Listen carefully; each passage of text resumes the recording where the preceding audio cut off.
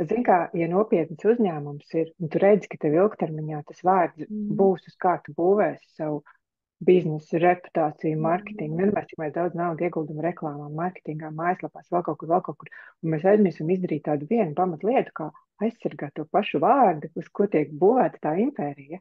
Jā. Bija, kad Stīvs Džobs izdomāja Apple nosaukumu, viņš aizgāja pieredzēt preču zīmi. Tad, kad Amazon, nu, Džefs Bezos izdomāja nosaukumu, viņš zvana savam advokātam un saka, pārbaudi preču zīmi, vai tāds vārds nav, ja nav, reģistrējam visu, un tikai tad sāk būvēt. Bet mēs vienkārši, nu, nevis mēs, bet 90% Eiropas Savienības mazo vidēju uzņēmumu dara, un tikai tad, ja ir problēma, domā, nu, tā kā, ko Mhm. darīt.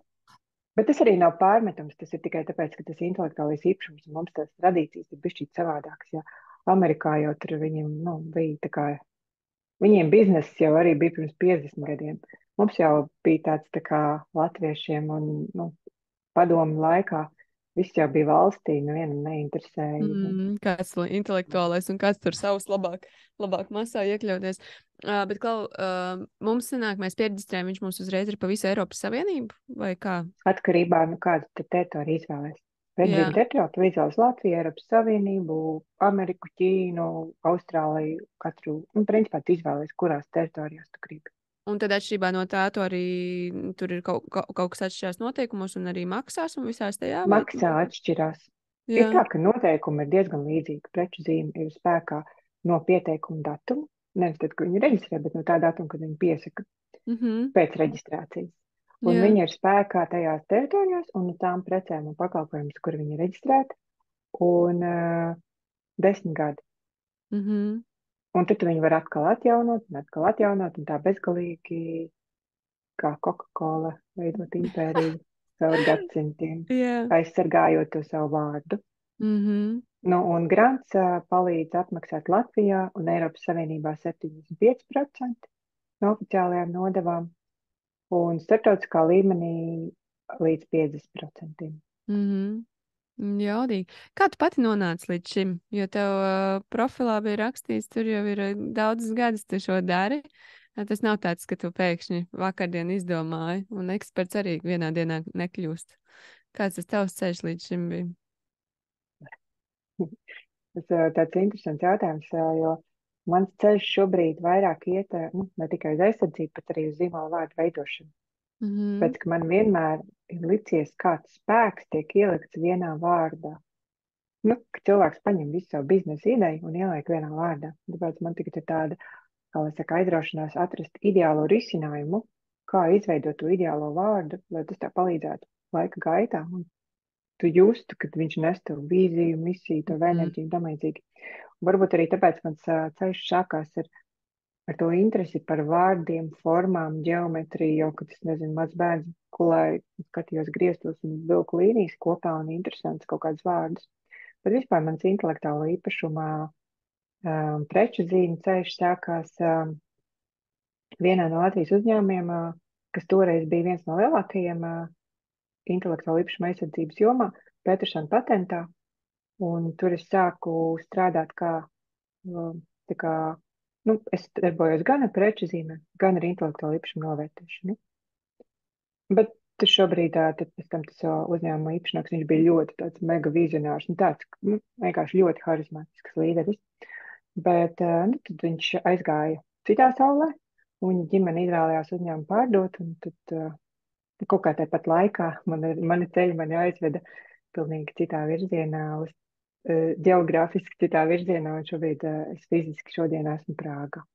Mhm. Bet man uzņēmums ir reģistrēts Latvijā, un juristi ir Latvijā, un tā kā jūs varat droši sazināties un satikties arī Latvijā ar manīm, bet jā. Jā, skaisti. Bet jā, Kas ir vēl? tas sākās, nu, Jā, paturpini, paturpini. nē, es vienkārši gribēju teikt, ka tas sākās ar preču zīmju aizsardzību un intelektuālu īpašumu novērtēšanu, bet beigās man tomēr vairāk patīk tā veidošana un Radīšana. pamatu likšana, radīšana, jā, kā tu labi pateici, tieši, bet man liekas, ka tas ir tā forši, ka tu radi un tad tu aizsargā.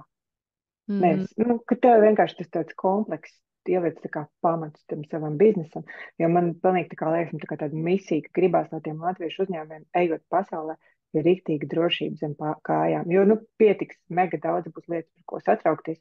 Galvenais, lai nav jāstaucas par zīmola drošību. Un Jā, tad tu es vari domāju, sniegt licences. es domāju, ka es arī nebūtu priecīga, ja pēkšņi kāds tagad pieregistrē Tomsam un es vairs nevaru to lietot. Vai arī es nezinu, pieregistrē Jā, Omsam un viņi sāk tirgot kaut ko, kas man galīgi nepatīk un ar ko es negribu saistīt savu vārdu. Jā. mm. Vai, Mm. pieņemsim, kāds pieredzēja Amerikā, un tu vairs nevari tikt Amerikas tirgu. Mm. Jā. Un tās, tad citu ir uzņēmums, tagad negribu vārdos saukt, no lieliem uzņēmumiem Latvijas, kam ir tā bijis, ka viņi pieregistrē preču zīmi un domā, ai, man vēl Amerika neesmu nākuši, kad man tagad vēl nevajag, jā. Un paskatās tā gada laikā Amerikā parādās tieši identisks nosaukums. Un viss, un kamēr tu tur sev audzē muskuļus, un tu vairs neties tajā tirgu. Un otrs, kas gadās ar izšmaukšanos, nu tā, ka tu aizbrauc, piemēram, uz kaut kādu izstādi Ķīnā, jā, un atnāk tu kaut kādu konkurentu, pastāst, kas tev tur ir, un paņem pieregistrē tavu preču zīmi.